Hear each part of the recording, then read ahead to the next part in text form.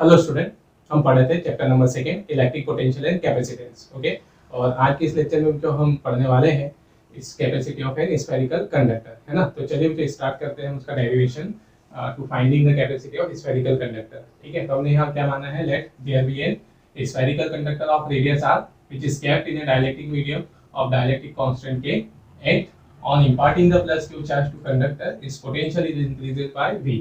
Okay, ये हमने माना है तो यहाँ पर कि एक स्फेरिकल कंडक्टर जिसकी रेडियस r है वो डाइलेक्ट्रिक मीडियम में रखा है जिसका कांस्टेंट k, उसको चार्ज q दिया जाता है जिससे उसकी पोटेंशियल इंक्रीज होकर v हो जाता है और हमें उसकी कैपेसिटी फाइंड करनी है ना।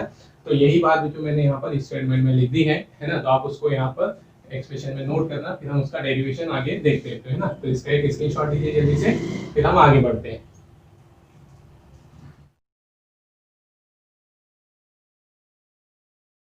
ओके, चलिए ओके ना।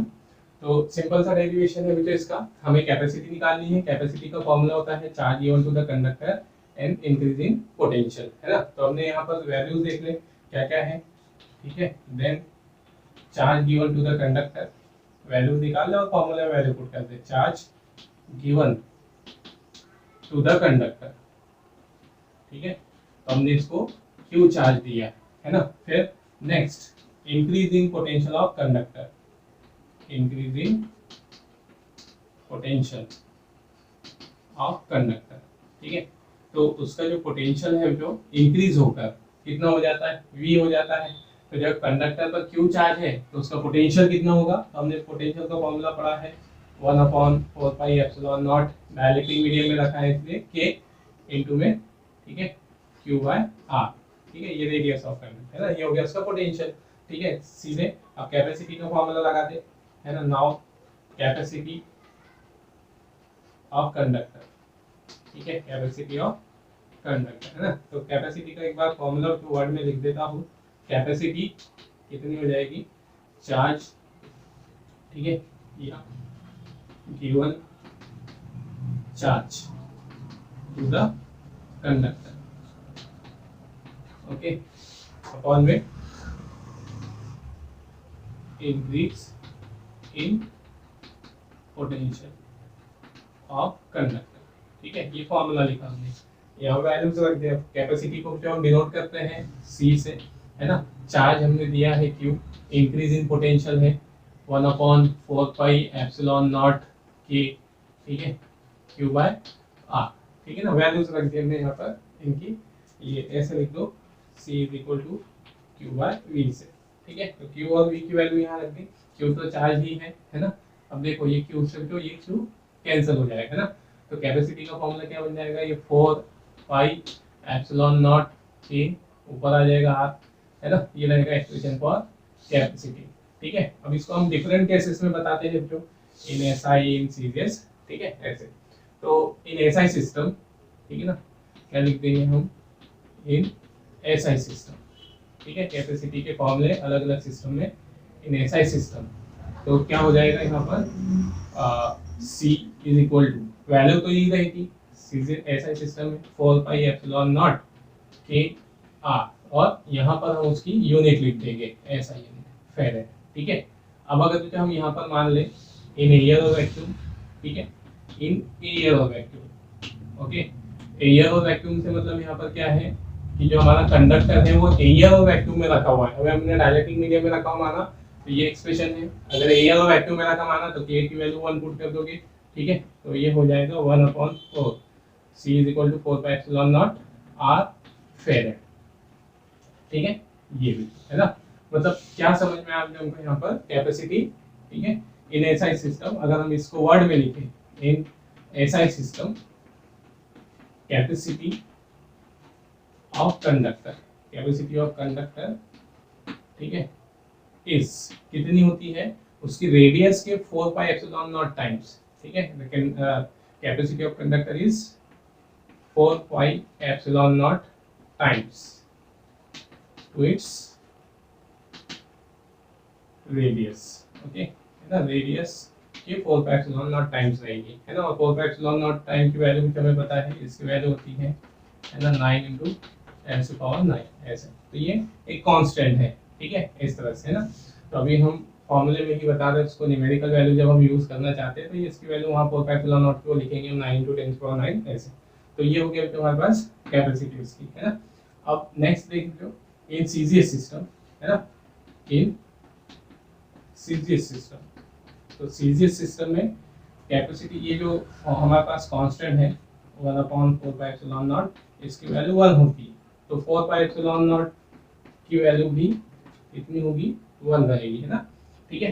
तो अब यहाँ से देखेंगे देयरफॉर कैपेसिटी का फॉर्मूला क्या बच जाएगा, है ना, ये वाले एक्सप्रेशन से 4πε0 तो 0 ये 1 हो गया, यहाँ बचा kr, है ना, kr, और यूनिट होती है स्ट्रेट फेरेड, ठीक है।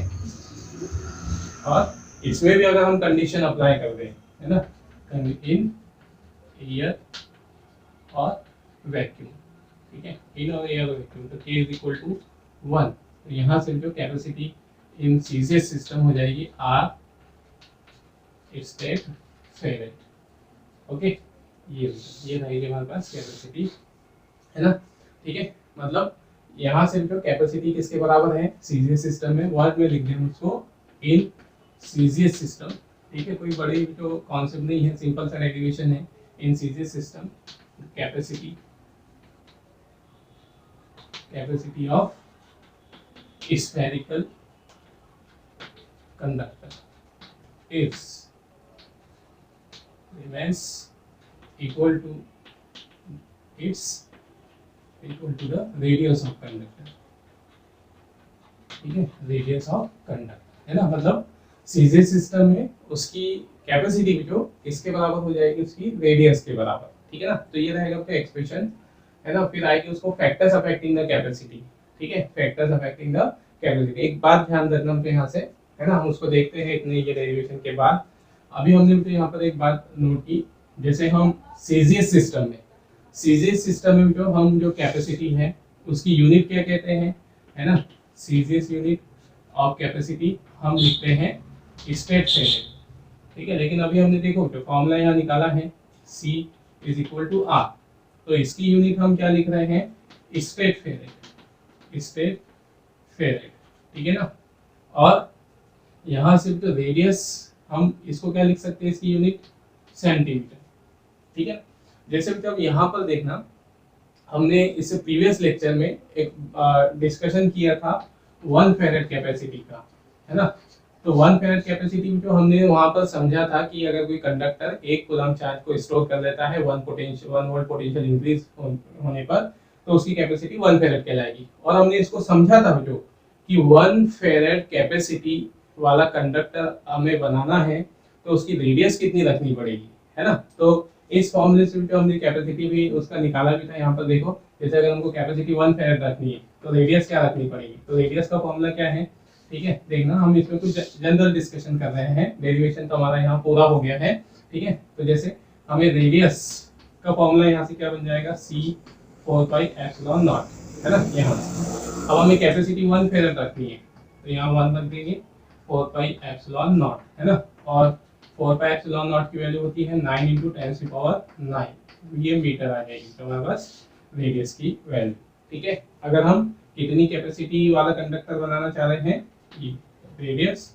ऑफ कंडक्टर ऑफ 1 फेरेड कैपेसिटी, ठीक है, 1 फेरेड कैपेसिटी, ठीक है। अगर हम ऐसा कंडक्टर बनाना चाह रहे हैं जिसकी कैपेसिटी 1 फेरेड रहे या वो 1 फेरेड उसमें इतना चार्ज स्टोर हो सके, तो फिर उसकी रेडियस हमें इतनी रखनी पड़ेगी। और हमने इसका कंपैरिजन भी देखा था तो कि इसकी जो है ना साइज है अर्थ की साइज से, है ना, 1000 टाइम ग्रेटर रहेगी, क्योंकि रेडियस ऑफ अर्थ कितनी होती है, तो रेडियस ऑफ अर्थ होती है 6.4 × 10⁶ मीटर। तो आप यहाँ से देख सकते हैं तो रेडियस ऑफ अर्थ और इसके रेडियस 10⁻³ का डिफरेंस है उसमें, मतलब, है ना, रेडियस ऑफ अर्थ से उस कंडक्टर की साइज 1000 टाइम्स बड़ी रखनी पड़ेगी, मतलब बहुत बड़ा कंडक्टर बनाना पड़ेगा 1 फेरेड कैपेसिटी वाला, है ना।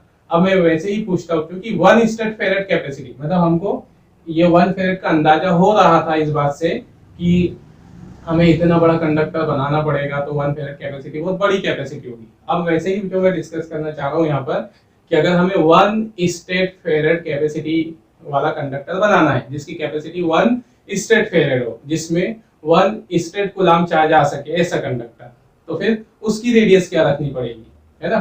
तो देखो कि यहाँ पर 1 फेरेड, यहाँ पर 1 स्ट्रेट फेरेड कैपेसिटी रखनी है, तो रेडियस कितनी आ गई हमारे पास 1 सेंटीमीटर। इसका मतलब क्या हुआ कि अगर हम कह रहे हैं बच्चों कि किसी कंडक्टर की साइज 1 स्ट्रेट फेरेड है, किसी कंडक्टर की कैपेसिटी 1 स्ट्रेट फेरेड है, तो इसका मतलब क्या हुआ, उसकी कैपेसिटी 1 सेंटीमीटर रेडियस वाले कंडक्टर की कैपेसिटी के बराबर होगी, है ना। मतलब क्या रहेगी तो 1 stat farad capacity, 1 stat farad capacity का मीनिंग क्या रहेगा यहाँ पर, 1 stat farad capacity means capacity of a conductor of size of radius 1 centimetre. मतलब 1 सेंटीमीटर आप इतनी बड़ी 1 सेंटीमीटर ले लिया, मतलब इसकी रेडियस वाला स्फीयर हम बनाएंगे ऐसा, तो ये 1 सेंटीमीटर रेडियस वाला जो स्फीयर रहेगा, है ना, इसकी कैपेसिटी हम कितनी बोलेंगे, तो इसकी कैपेसिटी होगी 1 स्ट्रेट फेरेड। तो 1 स्ट्रेट फेरेड मतलब कि 1 सेंटीमीटर रेडियस वाला कंडक्टर में जितना चार्ज स्टोर हो सकता है, उस उतनी कैपेसिटी को हम क्या कहते हैं, 1 स्ट्रेट फेरेड, है ना। मतलब ये हमको थोड़ा सा रियलाइज भी हो गया तो यहाँ पर कि 1 फेरेड कैपेसिटी कितनी बड़ी, 1 स्ट्रेट फेरेड कितनी बड़ी। तो 1 फेरेड के लिए हमें 9 मीटर रेडियस वाला मतलब बहुत बड़ा कंडक्टर बनाना पड़ेगा, और 1 स्ट्रेट फेरेड कैपेसिटी के लिए हमें कितना बड़ा कंडक्टर जिसकी रेडियस 1 सेंटीमीटर है, इतना बड़ा है ना, अप्रॉक्स इतना बड़ा कंडक्टर हमें बनाना पड़ेगा, तो उसकी कैपेसिटी कितनी हो जाएगी 1 स्ट्रेट फेरेड, है ना। तो ये एक हमने एडिशनल यहाँ पर डिस्कशन किया। और यहाँ एक बात ध्यान रखें बेटा, कैपेसिटी इन सीजीएस सिस्टम, है ना, सीजीएस सिस्टम में हम कैपेसिटी की यूनिट क्या लिखते हैं, स्ट्रेट फेरेड लिखते हैं। हमें एक यूनिट और पता चल गई, ठीक है, unit of CGS unit of capacity. तो सीजीएस यूनिट ऑफ कैपेसिटी यहाँ पर क्या हो गई, सेंटीमीटर। मतलब सीजीएस सिस्टम में हम कैपेसिटी सेंटीमीटर भी बोल सकते हैं और स्ट्रेट फेरेड भी बोल सकते हैं, ठीक है। अगर हमने कहा यहाँ पर कैपेसिटी 3 सेंटीमीटर है, मतलब कैपेसिटी कितनी है 3 सेंटीमीटर, तो यहाँ जो इससे आप क्या समझोगे, 3 सेंटीमीटर ऐसा मत समझना कि लंबाई की बात हो रही है। कैपेसिटी 3 सेंटीमीटर अगर बोली गई तो इसका मतलब ये है कि उसकी कैपेसिटी 3 सेंटीमीटर रेडियस वाले स्फीयर के, है ना, रेडियस वाले स्फीयर की कैपेसिटी के इक्विवेलेंट होगी। तो यहाँ कैपेसिटी की रेडियस जो हम सेंटीमीटर भी यूज कर सकते हैं इन CGS system, only in CGS system, ठीक है। लेकिन एसआई में हम मीटर नहीं लिख सकते, एसआई सिस्टम में हम यूनिट, जैसे यहाँ पर तो ऐसे समझ हम, ठीक है ना, इसको स्ट्रेट फेरेड को 1 सेंटीमीटर लिख सकते हैं, है ना, स्ट्रेट फेरेड 1 स्ट्रेट फेरेड को हम 1 सेंटीमीटर लिख सकते हैं, ठीक है। लेकिन और नेक्स्ट यहाँ, है ना, 1 फेरेड को हम 1 मीटर नहीं लिख सकते, ठीक है। क्यों, क्योंकि यहाँ ठीक है 1 फेरेड रखेंगे तो मल्टीप्लाई में कौन रहेगा 4 पाई एप्सिलॉन नॉट ऐसा, ठीक है।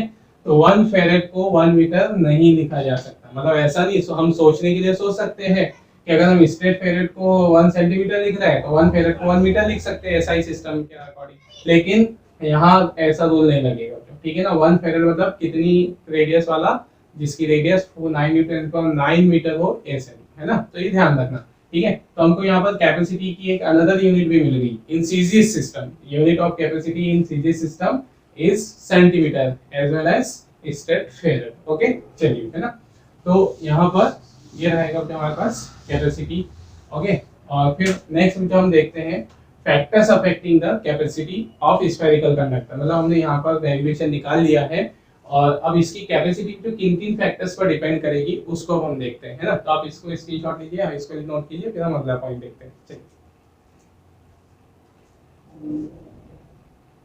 चलिए बेटा ना, अब हम इसमें नेक्स्ट देखते हैं factors affecting the capacity of spherical conductor. मतलब ये उसी के आगे कंटिन्यू हम डेरिवेशन में चलेगा, है ना। तो देखो बेटा, कैपेसिटी का फॉर्मूला ये है ना। तो कुछ फैक्टर्स तो हमको यहाँ फॉर्मूले से समझ में आ जा रहे हैं, रेडियस, है ना, dielectric constant of medium around the conductor, है ना। तो यहाँ पर हम लिख देते हैं जो पहला फैक्टर है रेडियस या साइज ऑफ कंडक्टर। स्फेरिकल है तो हम यहाँ रेडियस लिख सकते हैं, कोई अदर शेप में हो तो उसके लिए हम साइज बोलेंगे, है ना। तो सिंपल सा है, कैसे दिख रहा है तो यहाँ पर कैपेसिटी फॉर्मूले से है ना, capacity of conductor is directly proportional, ठीक है, is directly proportional to the radius of conductor, ठीक है, रेडियस ऑफ कंडक्टर, ठीक है ना। मतलब यहाँ से मीनिंग क्या निकला इसका, ठीक है, more the larger the radius, ठीक है, larger the radius higher the capacity, ठीक है, मतलब जितनी जो यहाँ पर रेडियस ज्यादा होगी कैपेसिटी उतनी ही ज्यादा होगी। सिंपल सी बात है, इसमें कोई ज्यादा डिस्क्राइब करने की जरूरत नहीं है। आप एक छोटा कंडक्टर लेते हो, छोटा बॉक्स लेते हो, उसमें कम क्वांटिटी आएगी, बड़ा बॉक्स लेते हो बड़ी को ज्यादा क्वांटिटी, तो इसी तरह छोटा रेडियस छोटा कंडक्टर लेंगे तो कम चार्ज स्टोर कर पाएंगे उसमें, बड़ा कंडक्टर लेंगे तो उसका उसमें हम चार्ज जो ज्यादा दे सकते हैं, है ना, ठीक है। चलिए, तो नेक्स्ट हो गया अपने यहाँ पर पहला फैक्टर। अब सेकेंड है यहाँ पर दूसरा जो, जैसे यहाँ हम देखो जो हम ये दो केसेस में हमने कैपेसिटी के फॉर्मूले लिखे, एक तो जब कंडक्टर मीडियम में रखा हो तब ये मीडियम में फॉर्मूला है, और ये कंडक्टर जब एयर में रखा हो तब ये फॉर्मूला है। तो दोनों में हमको क्या डिफरेंस दिख रहा है यहाँ पर, ठीक है। तो अगर आप इनको कंपेयर करो, C इन मीडियम, है ना, capacity in medium 4 pi epsilon not के आर, और C कैपेसिटी इन एयर, इसको आप डिवाइड करते हो 4 पाई एप्सिलॉन नॉट आर। यहाँ पर जो क्या दिख रहा है हमको, यहाँ C in medium C in air, इसका रेशियो आया K के बराबर, मतलब C इन मीडियम, है ना, C in medium K times हो गई C इन एयर, मतलब मीडियम में जो कैपेसिटी है एयर में कैपेसिटी से K टाइम्स इंक्रीज हो जाएगी, है ना। क्यों इंक्रीज हो जाएगी उसका डिस्क्रिप्शन, उसका जो एक्सप्लेनेशन हम पहले इसके प्रीवियस लेक्चर में सब समझ चुके हैं कि कैपेसिटी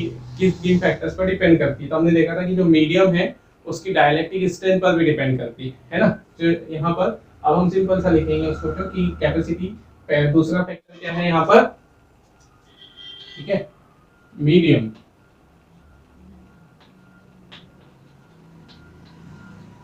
अराउंड द कंडक्टर, ठीक है, मीडियम अराउंड द कंडक्टर। तो देख लो कि कैपेसिटी डायरेक्टली प्रोपोर्शनल है, कैपेसिटी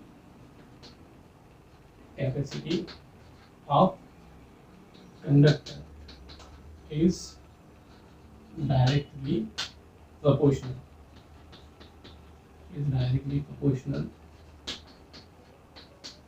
टू द डायलेक्ट्रिक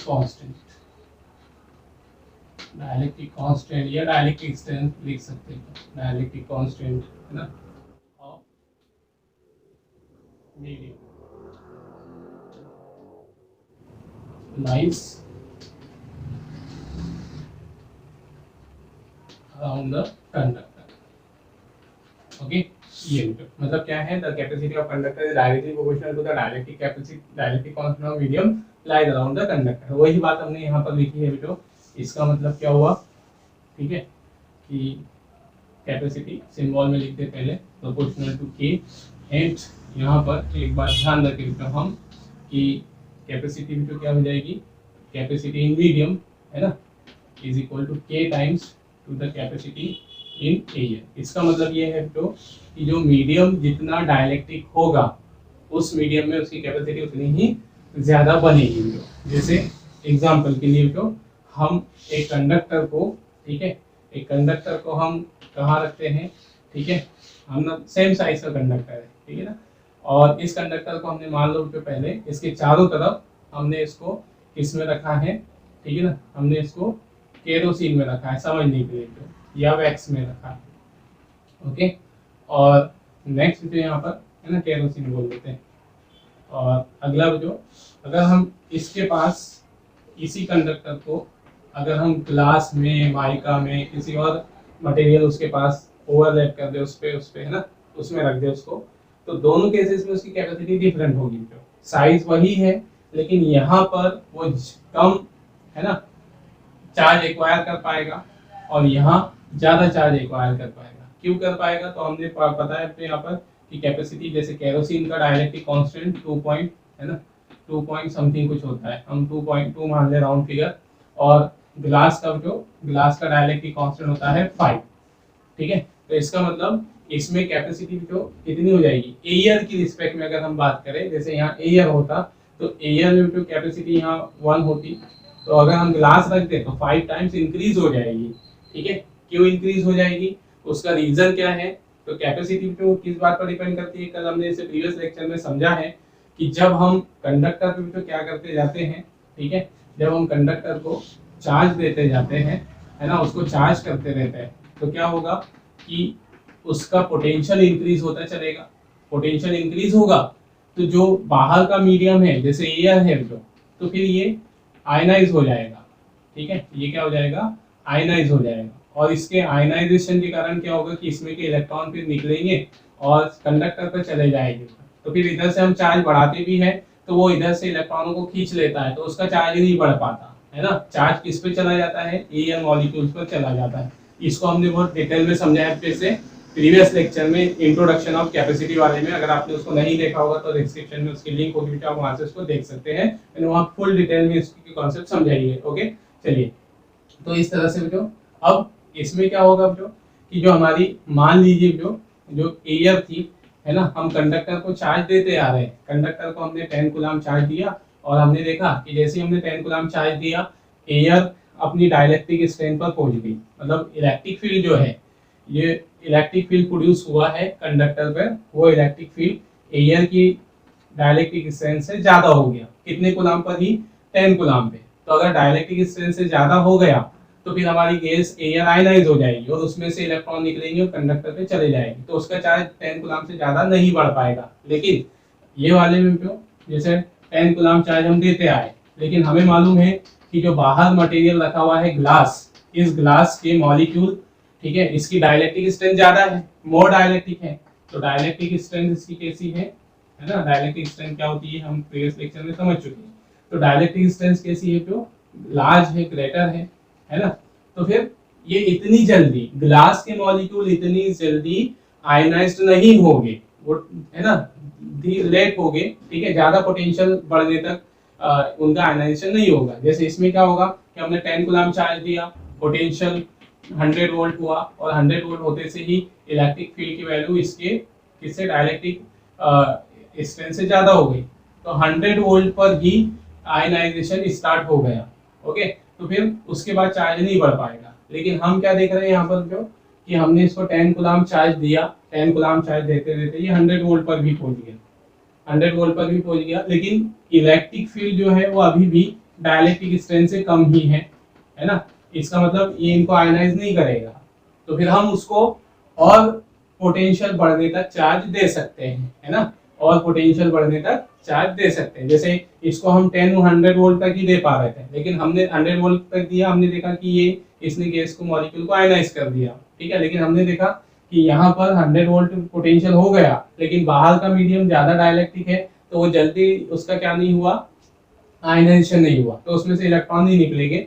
ठीक है, इस पर चार्ज हम और बढ़ा सकते हैं। तो मान लो हमने इसको 12 कूलम दिया, अब 12 कूलम के बाद कहीं जाकर जो इस पर इलेक्ट्रिक फील्ड, है ना, किससे ज्यादा हुआ, 12 coulomb per electric field dielectric strength से ज्यादा हुआ, तब 12 कूलम के बाद इस पर हम चार्ज नहीं दे पाएंगे, क्योंकि फिर इसके मॉलिक्यूल में से भी इलेक्ट्रॉन अट्रैक्ट होकर कंडक्टर पर आ जाएंगे, तो उसके बाद जो चार्ज दिया जाएगा वो, है ना, उसके बदले पे वो नेगेटिव चार्ज को अट्रैक्ट कर लेगा, वो चार्ज मॉलिक्यूल्स पर आता जाएगा, है ना, क्लियर।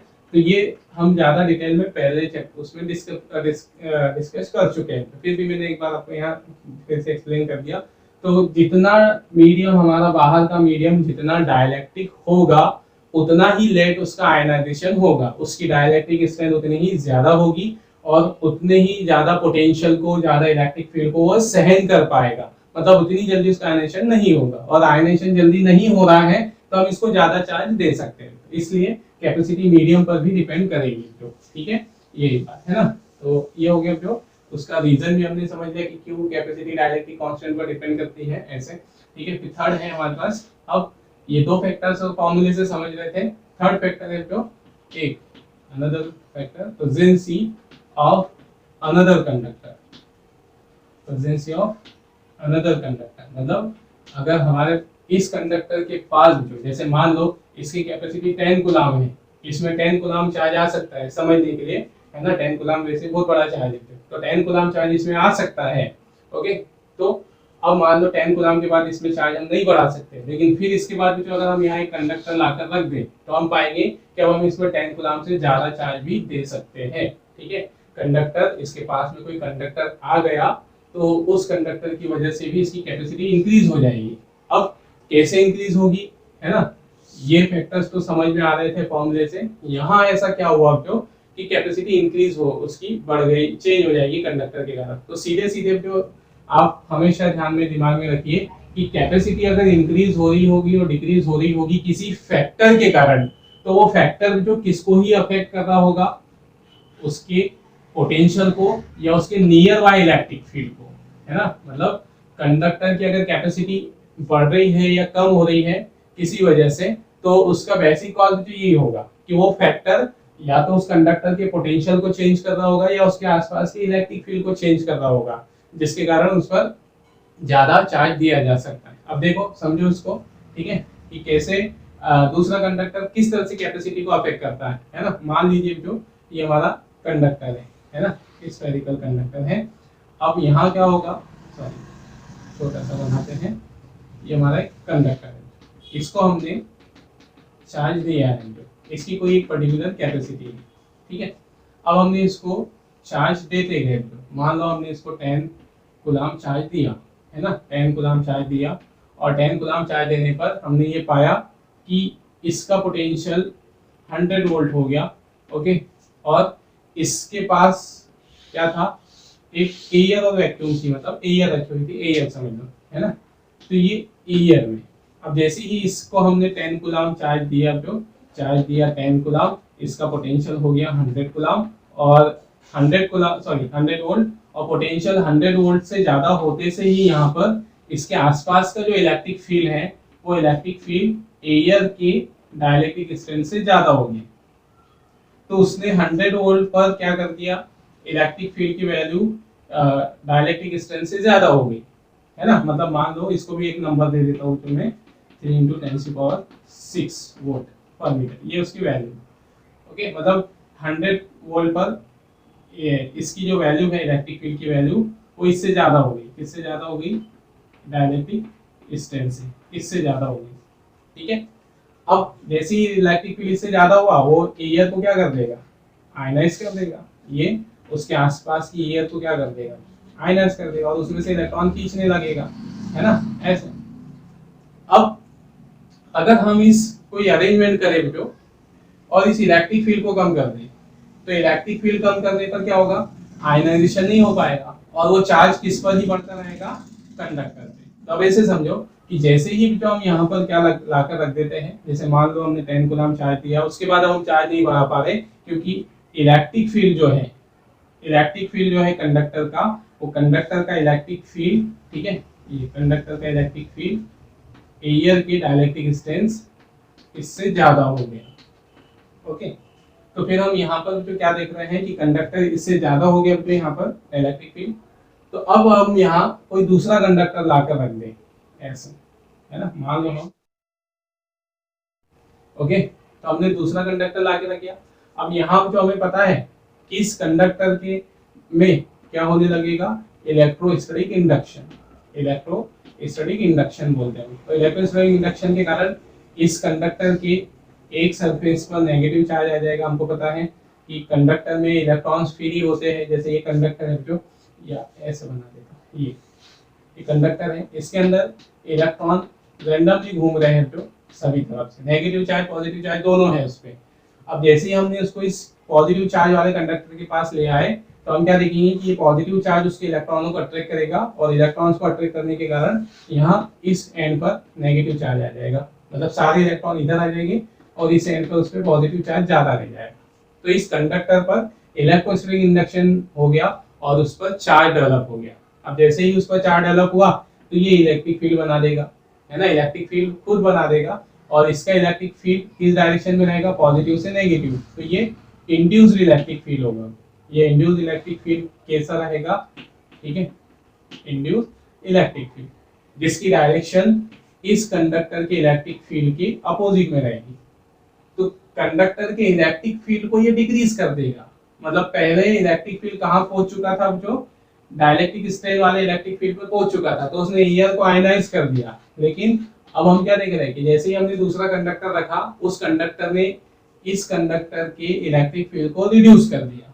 तो इलेक्ट्रिक फील्ड को रिड्यूस कर दिया तो बाहर का जो एयर है या जो मीडियम है वो आयनाइज नहीं हो पाएगा, और जब आयनाइज नहीं हो पाएगा तो फिर वो चार्ज किस पर ही स्टोर रहेगा, कंडक्टर। आयनाइजेशन के कारण क्या होता है, वो चार्ज मॉलिक्यूल्स पर चला जाता है, लेकिन आयनाइजेशन ही नहीं हुआ तो वो चार्ज इस पर ही रहेगा। इसका मतलब हम 10 कूलम्ब से ज्यादा उस पर चार्ज दे सकते हैं अगर हम उसके पास में अनदर कंडक्टर रख दें। तो मोटे मोटे तौर पर क्या समझ में आया हमको यहाँ पर कि अनदर कंडक्टर रखने पर, दूसरा कंडक्टर रख देने पर वो कंडक्टर रिजल्टेंट इलेक्ट्रिक फील्ड या इलेक्ट्रिक पोटेंशियल को डिक्रीज कर देता है। हमने इसे प्रीवियस चैप्टर में भी पढ़ा है, फैक्टर्स अफेक्टिंग द पोटेंशियल। तो एक कंडक्टर के पास दूसरे कंडक्टर को रखा जाता है तो वो पोटेंशियल को डिक्रीज कर देता है।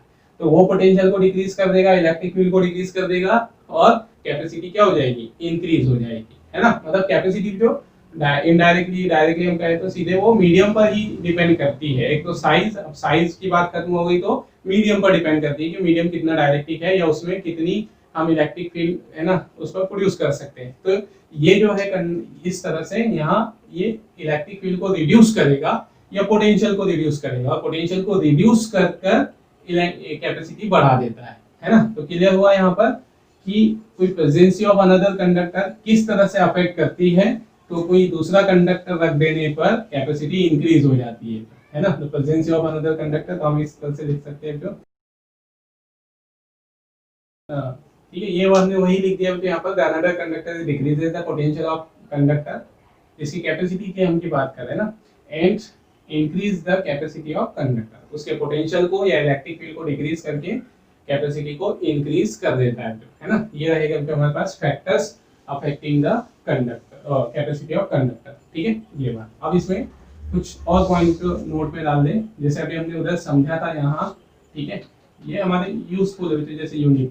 ठीक है, सीजीएस यूनिट, मतलब इसमें इंक्लूड नहीं है, ये अलग से हम कुछ नोट कर रहे हैं। सीजीएस यूनिट ऑफ कैपेसिटी, तो सीजीएस यूनिट ऑफ कैपेसिटी भी तो हमने पढ़ा है यहाँ पर इससे पहले।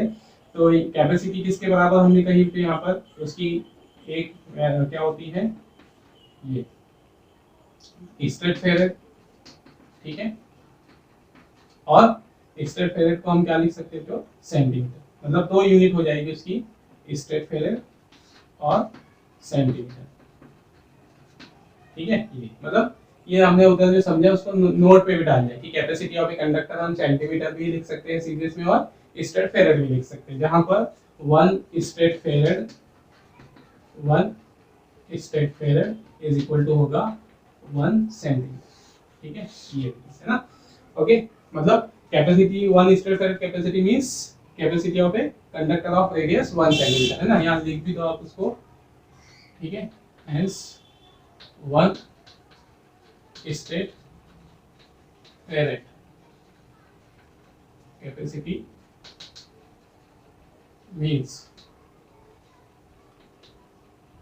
capacity of a conductor of radius 1 cm, मतलब 1 stat farad capacity means capacity of a conductor of radius 1 centimetre. ये ऐसा लिख सकते हो, the 1 stat farad capacity mean is equal to the capacity of a conductor of radius 1 centimetre. ये हमारा additional है ना, डेरिवेशन के पॉइंट नहीं है, ये जो हमने अभी सीखा है, हमारा जो लर्निंग हुई है वो हमने यहाँ नोट कर लिया। ठीक है, और दूसरी बात भी यहाँ पर, ठीक है, एक और पॉइंट नोट कर ले हम यहाँ पर, another unit of electric permittivity.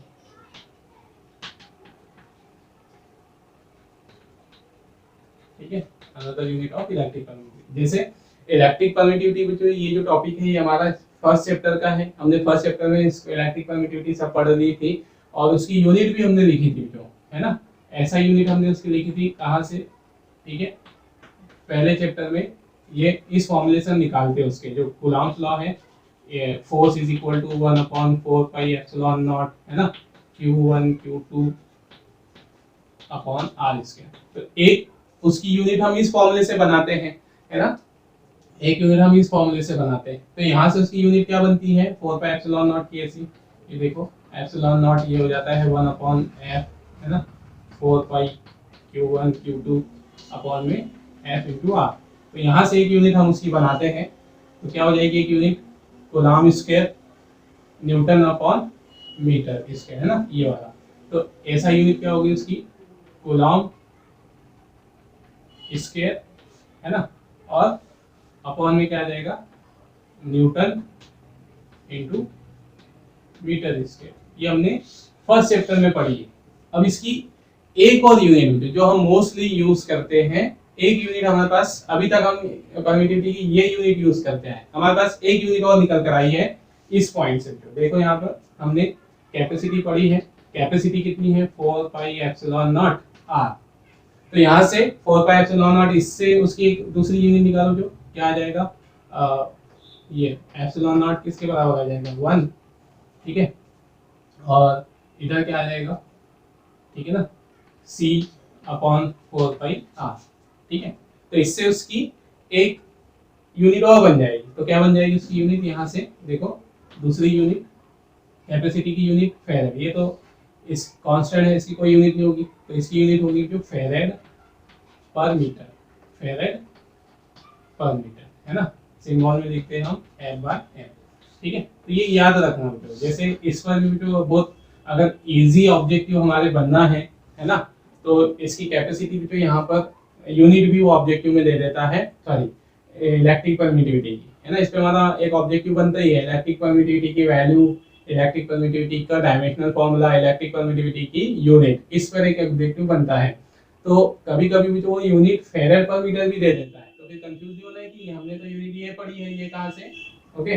तो ये यूनिट जो कहाँ से आएगी, इस जगह से। तो दोनों यूनिट याद रखना, मतलब ये हमारा ऑब्जेक्टिव वाले टर्म है ना, एडिशनल है इस डेरिवेशन से आगे, ठीक है। तो ये डेरिवेशन भी तो इंपॉर्टेंट है, बोर्ड एग्जाम में पूछा जाता है ना, कि drive expression for capacity of spherical conductor and right the factors affecting it. तो फैक्टर्स भी वो उसमें इंक्लूड कर देता है। चलिए ना, इसको नोट कर लीजिए, तो कहाँ से factors affecting the capacity, okay.